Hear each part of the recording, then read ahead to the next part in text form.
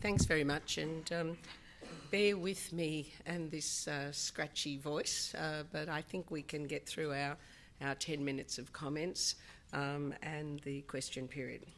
So I'd like to thank the AEMC very much for the opportunity to provide a perspective from consumers on the general issues around market transformation and the strategic priorities discussion paper before us.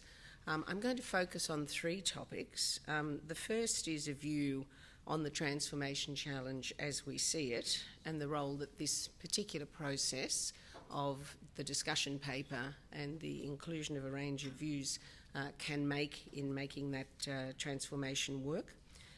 The second is I have a few comments on the framework and the strategy that the AEMC proposes in the discussion paper. I want to make it clear at the outset that we believe it provides a very positive and solid basis for what we see as a shared task of managing the transformation. And thirdly, and finally, I want to provide a consumer view of the affordability and reliability issues that are at the heart of the current debate. Putting consumer outcomes clearly at the heart of the strategic priorities for the energy sector is what, in my view, distinguishes this piece of work that we're all going to be dealing with over the next month or so. Firstly, then, the transformation challenge and why do we need a strategic priorities framework?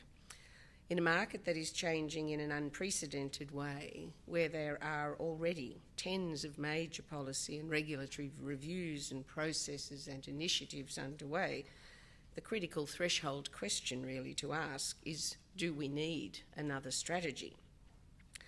And in thinking about this, I was reminded of that marvellous philosopher Mike Tyson and his quote, "Everyone has a strategy until they are punched in the mouth." And perhaps that's what's happened to us. We've all been punched in the mouth.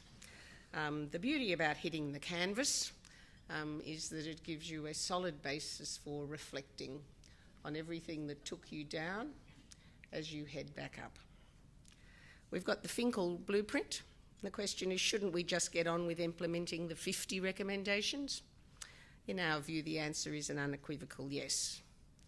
And the reason goes to the nature of the transformation in an extraordinarily complex and interdependent market. And I think that is also one of the very useful things that this strategic priorities discussion paper does. For the first time in my experience of this sector, there's a significant focus on the interdependencies in this market and the fact that we have to deal with a number of things all at once to get the right outcomes. We need to ensure an orderly transition, to use Dr. Finkel's words, to a lower emissions economy via a reliable supply of electricity, a secure system, and affordable services for households and business.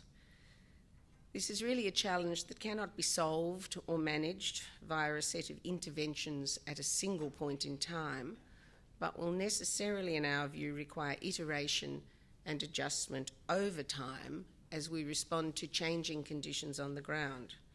The interdependencies that I referred to earlier in a networked system, changing community and consumer expectations, new economic circumstances and policy priorities, and of course, new technologies.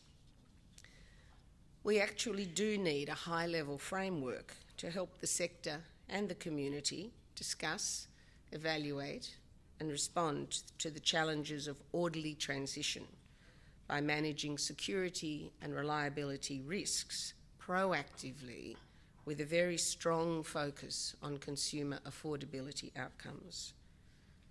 To rebuild trust and confidence in the sector, we need to be able to demonstrate that the institutions of the NEM are responding to the affordability and reliability challenges in an organised and proactive way. We need to recognise, sequence and prioritise the recommendations of the Finkel, the upcoming ACCC and a range of other reviews at jurisdictional level with work that is already underway. Secondly, let me make a few comments specifically on the Strategic Priorities Framework document that we have before us. It's really very pleasing from our point of view to see the AEMC working so collaboratively with the AER, AEMO and ourselves. And we can see already real value from the light touch structure that is the ESB in bringing together these important institutions to develop the strategy and the framework proposed in the discussion paper. It will help lift us up out of the policy, regulatory and commercial day-to-day, what I call the long grass, and provide a longer term and importantly more agile perspective. The discussion paper defines the transformation challenge in concrete terms via a set of clear goals and, very importantly, a complete picture of the energy sector. It starts with a focus on outcomes for consumers, affordability, information, participation and protection. It then goes on to outline an analytical framework which has consumer outcomes, both households and businesses, as the overarching focus for this work. It's the why are any of us bothering about this. It then goes on to recognise the critical need to integrate emissions with energy policy to secure good consumer outcomes, delivering a secure system and reliable supply, using approaches and a range of initiatives such as efficient markets and regulation, which are the how of what we do, to develop a whole range of solutions to the current and emerging problems, the very specifics, if you like, of the what we have to do. And all of that needs to be underpinned by good sector governance. We like the fact that the strategy proposed is thematic. It addresses decentralisation, it goes to affordability and the like. It recognises the need to adapt and to iterate what we're doing, but in a holistic way. It identifies the interdependencies well and provides a set of milestones that can be used to assess progress and course correct where necessary. And it provides a consolidated and well-organised list of the what, the work that is already underway under each of the key themes. So we support the broad outlines of the framework, which is not to say we won't have a few things to say about it in the course of responding to the discussion paper, but we think it provides a very useful toolkit to think about and manage the transformation. As we see it, the task we have now as a whole sector is to have the more detailed discussions under each of the headings with a view to developing a shared understanding of the outcomes we're working to, how we plan to get there and how we're travelling. It is absolutely critical in our view that in developing and applying this framework that we maintain focus on the consumer outcomes, the why, ahead of the how and the what, which I think is the territory that we've been in. So let me finish now with a consumer view of the strategic priorities. We, of course, think all the time about consumer outcomes, the why of the energy sector, and we're thinking about them at the moment in the very short term, the now, across a range of issues that arise from the acute energy affordability challenges facing many consumers right now. 20% plus price rises on the back of a 10-year period where prices doubled leave many consumers right now with nowhere to go. We are expecting the incidence of debt and disconnection to rise.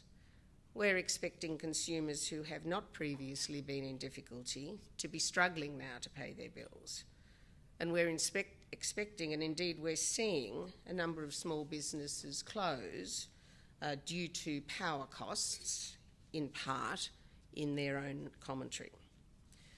So the transformation strategy, which of course is the next, must begin with tangible measures, in our view, to cushion the impact of these price rises now. I would challenge any view that suggests that consumers need to learn to live with price hikes and the volatility of the magnitude that we are seeing now, that they are part and parcel of a transformation. In our view, the price signals needed for efficient resource allocation and investment are only evidence of an effective market if the investments occur. Otherwise, they are signals of a market not working for consumers. High prices and volatile prices are undermining the transformation project in the minds of consumers. Passing through risk premiums to consumers for disorderly transformation can only lead to louder calls for heavy regulation. We recently had a call from an energy consumer in Gladstone, Leslie, who was sitting there struggling to reconcile higher prices with watching the steady procession of LNG tankers heading out of the port.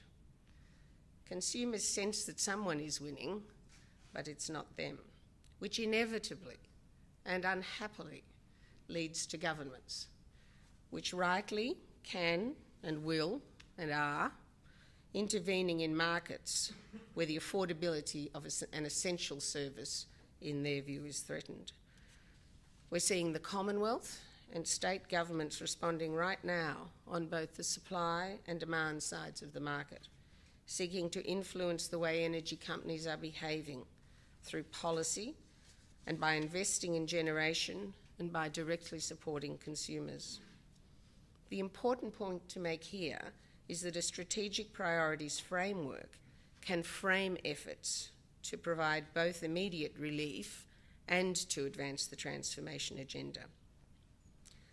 The Prime Minister's recent intervention in the electricity retail market is a good example of how to think about this task of the now in the context of a plan for the next. His starting point was a concern about energy affordability, which he traced through to outcomes in the retail market and underlying problems around discounting and communication. By starting with the why, the debate moved quickly beyond a discussion about switching and the logic of competition, the how, to one that is grounded in the reality for consumers who are time poor, struggling to evaluate the myriad of offers in the market, and who may be ineligible for support of one sort or another. This means there is an opportunity right now for retailers and indeed policymakers on the back of this experience to embed iterative rather than prescriptive approaches, to design, test and refine a range of different approaches to the task of alerting consumers that their discount, in this case, has expired, because the focus is on the outcome, bringing the bills down. We've also been pleased to see AEMO and ARENA applying this philosophy through the demand response pilots, where they are leveraging a pressing and immediate need to keep the power on this summer to test and refine a new approach.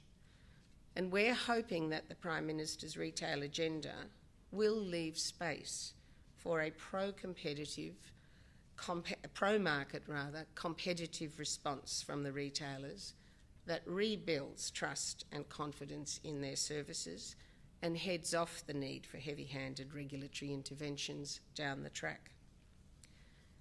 In the longer term, we just don't see how a prescriptive, compliance-focused model and industry culture can work in the new environment. And we'll be looking to the strategic priorities framework to embed a preference for industry-led, consumer-supported, innovative solutions in decision-making across the sector.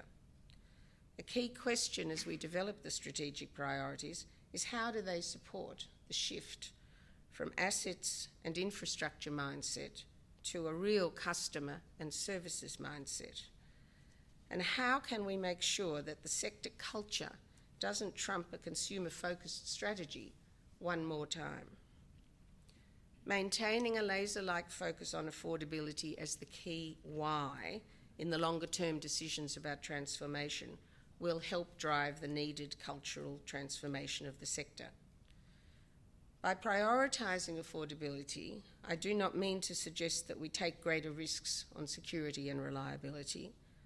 What I am saying, however, is that we should not assume, as we sometimes do in this sector, that we need to spend billions of dollars that consumers pay for on hard infrastructure to get the outcomes we need.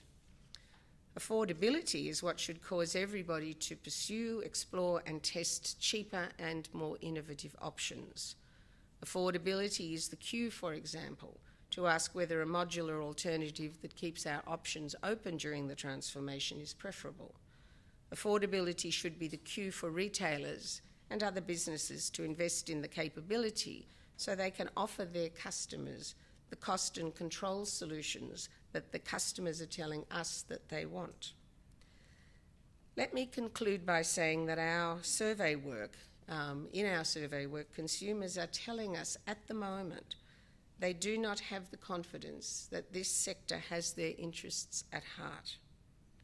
Working together on a strategic priorities framework for the whole sector, which focuses on consumer outcomes, is a very important step to rebuilding that confidence. Thank you for the opportunity to participate in this important session today, and I look forward to the discussion.